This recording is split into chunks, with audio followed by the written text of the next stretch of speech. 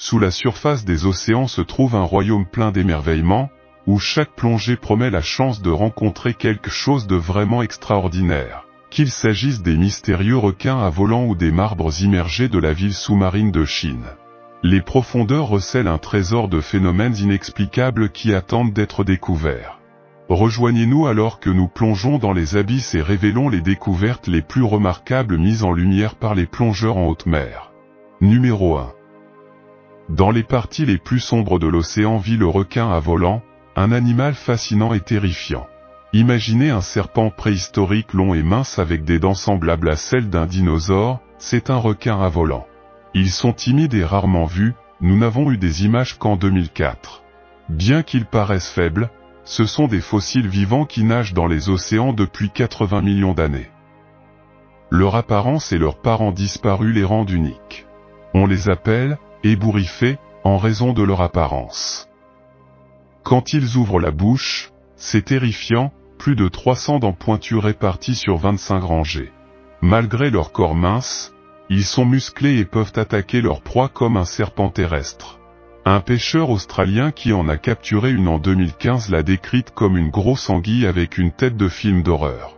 Il l'appelait un monstre marin et jura de ne jamais en attraper un autre. Numéro 2. Dans les profondeurs de la mer Baltique, là où la lumière du soleil atteint à peine, se trouve un monde plein de mystères explorés par des chercheurs comme Stephen Augerborn.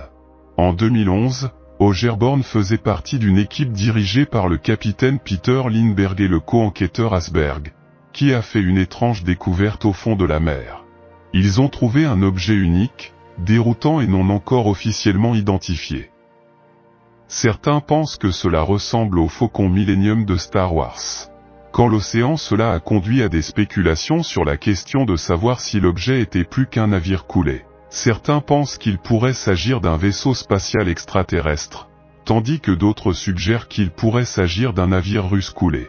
La vérité reste un mystère, mais cet objet sphérique a attiré l'attention du monde entier et tout le monde est impatient de connaître son origine et comment il est arrivé au fond de la mer Baltique. Numéro 3. L'exploration spatiale regorge de prouesses techniques incroyables, mais elle peut aussi s'avérer incroyablement coûteuse.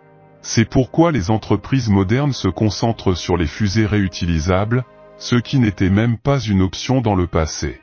Les puissantes fusées Saturn V, les plus puissantes jamais construites, étaient responsables du lancement des missions Apollo vers la Lune et au-delà. Mais voilà, ces fusées ont été conçues pour un aller simple. Une fois qu'ils ont épuisé leur carburant, ils les ont simplement jetés, retombant sur Terre et atterrissant au fond de l'océan, loin des terres. Pendant des années, ces incroyables morceaux d'histoire ont été oubliés au fond de la mer. Cependant, Jeff Bezos, fondateur d'Amazon et passionné de l'espace, ne les voyait pas uniquement comme des restes engloutis. En 2012, il a lancé une expédition pour tenter de retrouver ces géants perdus grâce à une technologie sonar avancée. L'année suivante, ils ont envoyé une équipe pour récupérer des pièces à une profondeur stupéfiante de près de 14 000 mètres et ont réussi à rapporter suffisamment de pièces pour reconstruire deux des énormes moteurs de F1 de la Saturn V. Numéro 4. Partons maintenant vers une découverte étonnante dans la péninsule du Yucatan, au Mexique. En 2007, une équipe de plongeurs a découvert quelque chose d'inhabituel en explorant des grottes sous-marines, le crâne d'une petite fille. Ce n'était pas un crâne ordinaire, il était entouré d'objets anciens, ce qui indique qu'il ne s'agissait pas d'une tragédie récente. Ils ont décidé de ne rien toucher, mais d'autres plongeurs ont ensuite déplacé les choses. Heureusement, des années plus tard, ils ont soigneusement récupéré les restes pour les étudier. Il s'est avéré qu'il s'agissait de l'une des découvertes archéologiques les plus importantes d'Amérique.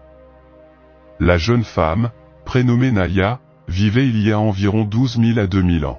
Il avait environ la mi-adolescence.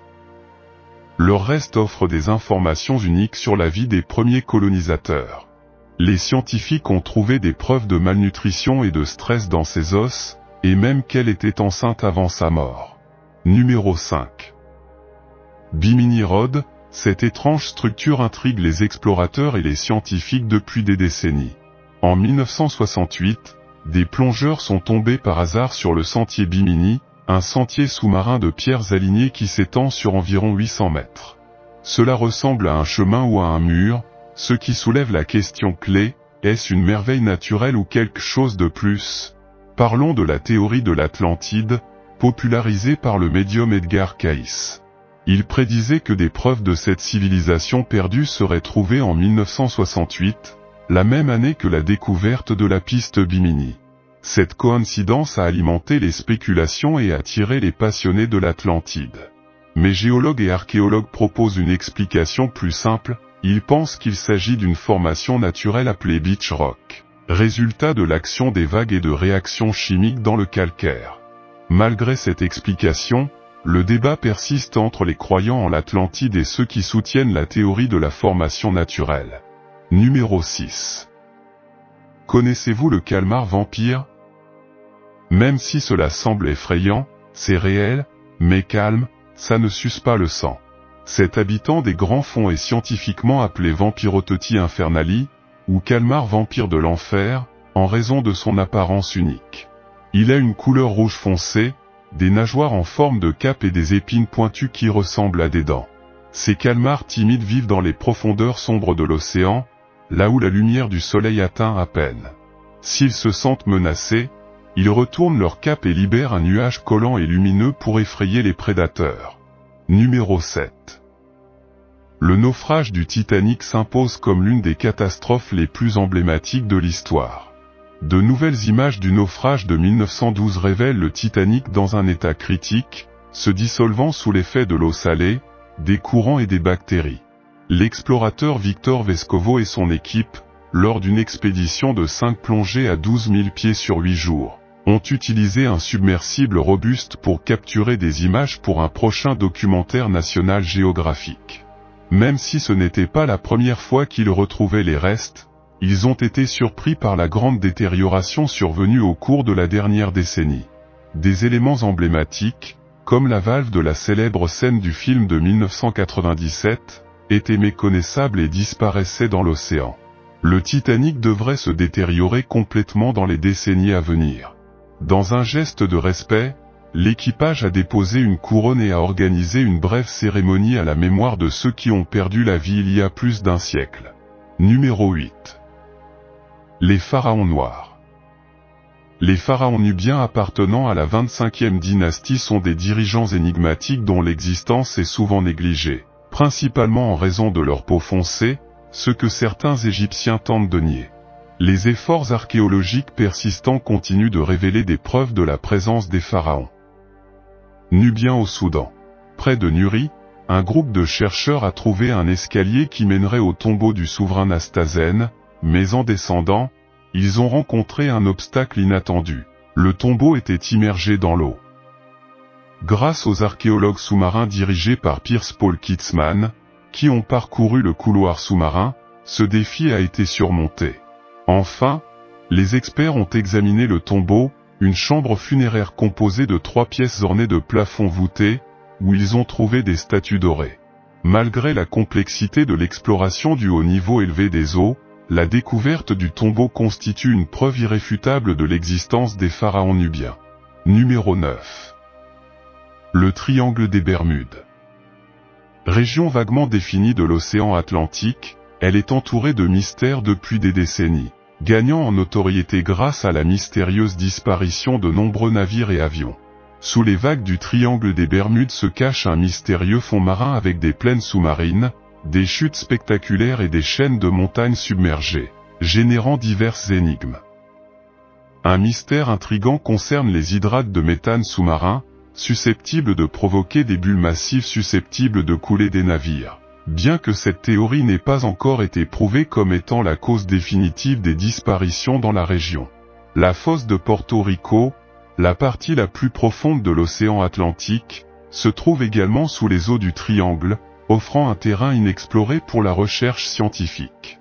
Les profondeurs marines du triangle des Bermudes recèlent des secrets à découvrir, qui déroutent les scientifiques et les explorateurs, ajoutant encore plus de mystère à cette célèbre énigme. Numéro 10. Christ des abysses. Immergé sous les eaux cristallines de la Riviera italienne, à environ 17 mètres de profondeur, se trouve l'émouvant Christ des Abysses. Une statue en bronze de Jésus-Christ érigée en 1954 et réalisée par le plongeur italien Giulio Marante. Cette sculpture de 2,5 mètres est un émouvant hommage à Dario Gonzatti, ami de Marante, décédé tragiquement sous l'eau. Si ce n'était pas un plongeur qui l'avait capturé, ce serait difficile à croire. Aux origines émouvantes et à leur réplique, on trouve aujourd'hui deux monuments identiques en l'honneur du Fils de Dieu. Le premier se trouve au large de Saint-Georges, dans le sud-est de la mer des Caraïbes, initialement submergé avant de se déplacer vers la promenade. Le second, un cadeau à l'American Underwater Society, orne le fond marin à 25 pieds de profondeur près du récif corallien de DRY Rock au large des côtes de Floride. Les deux répliques reflètent l'impact de la vision de Marante, et la statue originale se trouve au Musée national de la plongée en Italie. Chaque version du Christ des Abysses constitue un hommage émouvant qui transcende les frontières, offrant réconfort et réflexion à ceux qui explorent les profondeurs marines. Numéro 11. Structure sous-marine de Zakynthos. Initialement découvert comme vestige d'une ville grecque perdue près de Zakynthos, des recherches récentes publiées dans le Journal of Marine and Petroleum Geology ont révélé une vérité plus intrigante sur ces structures sous-marines. Contrairement à la croyance initiale selon laquelle le site était une ville engloutie détruite par d'anciens raz-de-marée, il s'avère qu'il s'agit d'un phénomène géologique naturel remontant à l'ère Pliocène, il y a environ 5 millions d'années. Si ce n'était pas un plongeur qui l'avait capturé, ce serait difficile à croire. Le site, découvert par des plongeurs, a été soigneusement examiné par des experts utilisant des techniques avancées telles que les rayons X et la microscopie. Leurs découvertes ont révélé que les masses solides distinctives en forme de beignets se sont formées en raison d'une faille souterraine qui a libéré du gaz.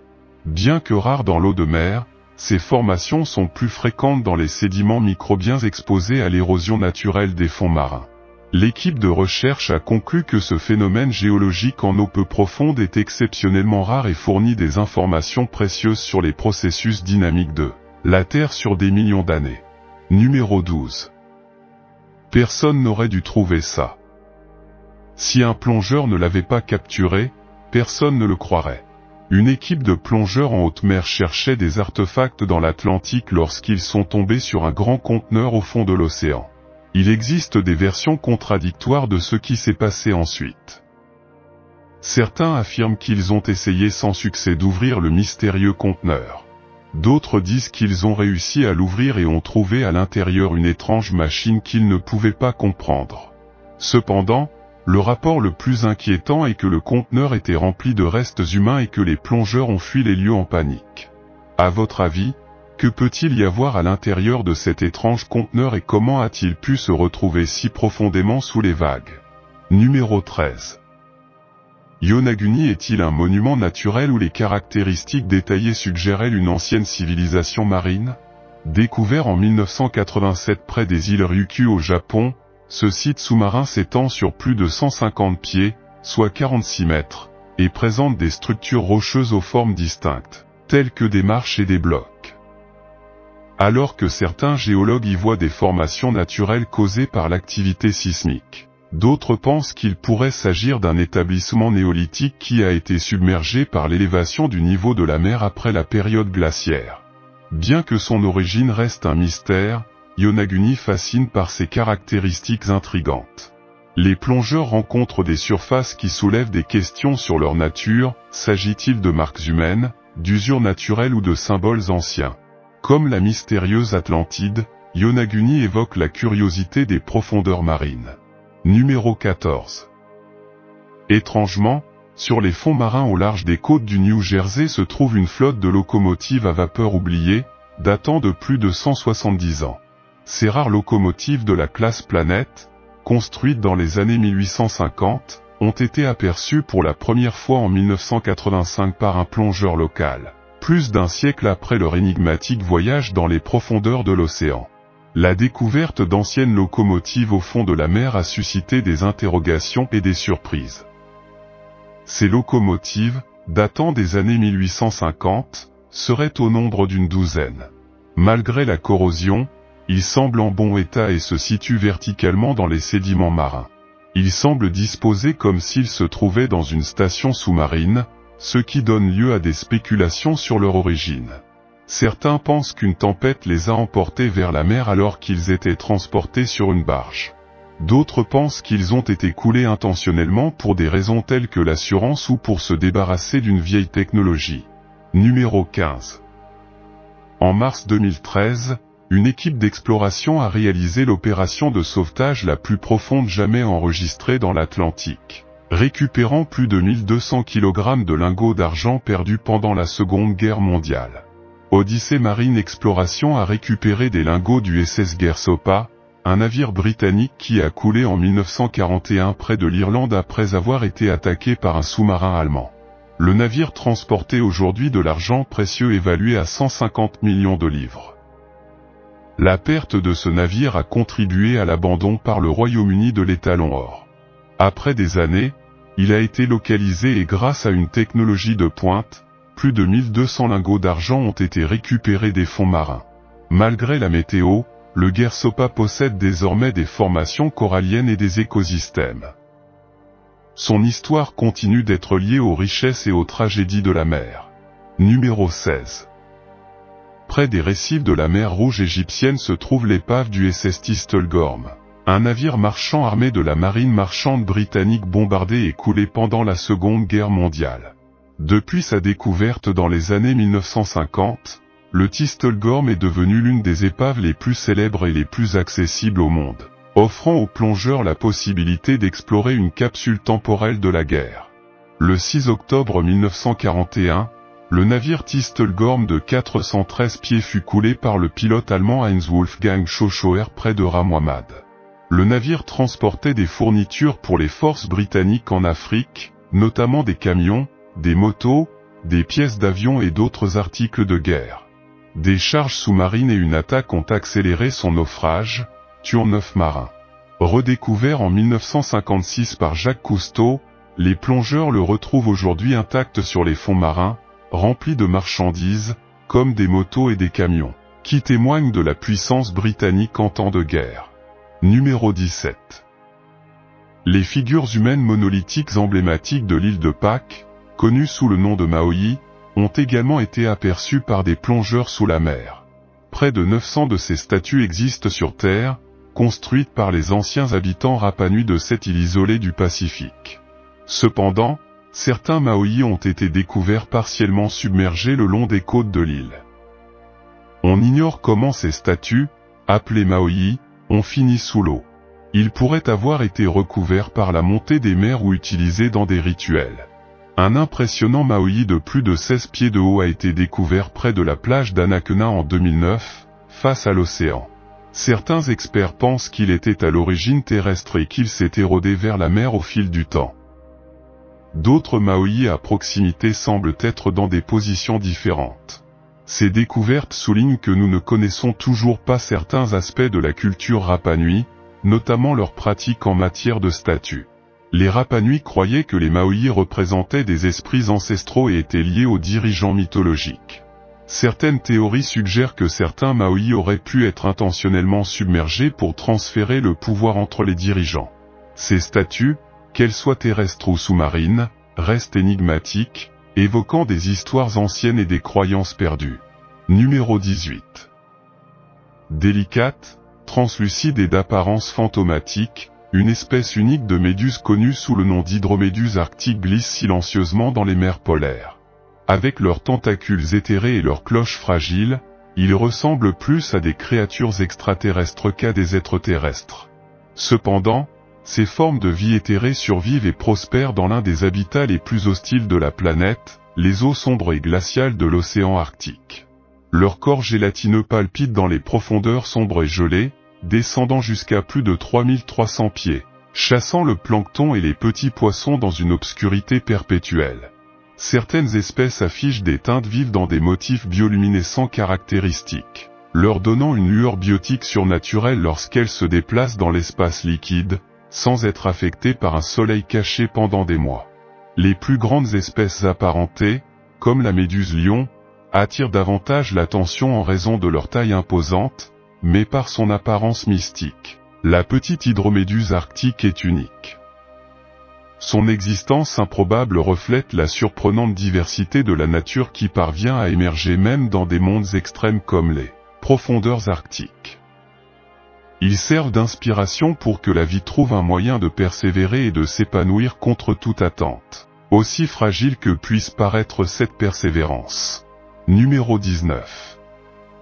En 2021, un plongeur a trouvé au large de Carmel, en Israël, le manche d'une épée médiévale de croisée vieille de 900 ans. Cette épée recouverte de concrétion était bien conservée. Il a fallu 4 mois aux archéologues pour le nettoyer, révélant une lame d'acier intacte d'1 mètre de long.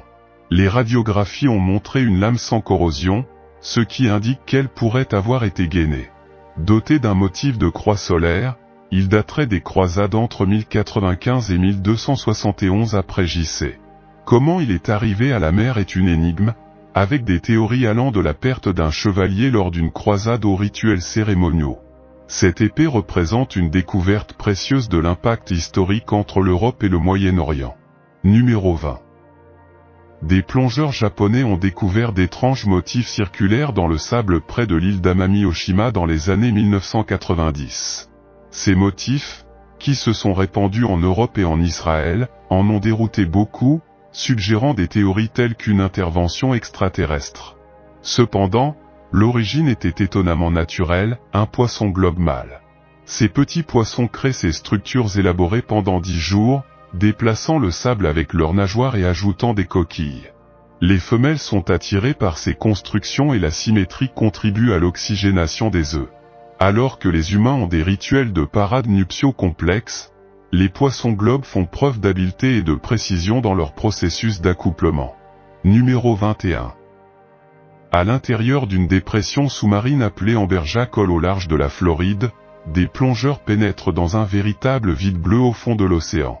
Cette structure massive de gouffre ouvert, connue sous le nom de trou bleu, plonge à plus de 450 pieds, formant une cavité cylindrique entourée de pentes inclinées couvertes de coraux. Le site attire des poissons de récif, des requins et, bien sûr, des cérioles, des poissons prédateurs de sport qui patrouillent sur les parois supérieures du bord et prospèrent dans son riche écosystème. Les trous bleus, également appelés puits marins, restent un mystère. On les trouve dans des régions telles que les Bahamas et l'Atlantique et certains sont reliés à des grottes. Bien que son nom suggère une similitude avec des formations terrestres, nous ne savons pas grand-chose de sa répartition dans les eaux peu profondes. Il se trouve pour la plupart dans des zones offshore éloignées. Amberjack Hole permet aux scientifiques d'étudier la vie marine et de collecter des échantillons. Pour les plongeurs, sa beauté et son mystère évoquent une fascination pour les profondeurs marines. Que découvrirons-nous d'autre sur ces secrets océaniques ?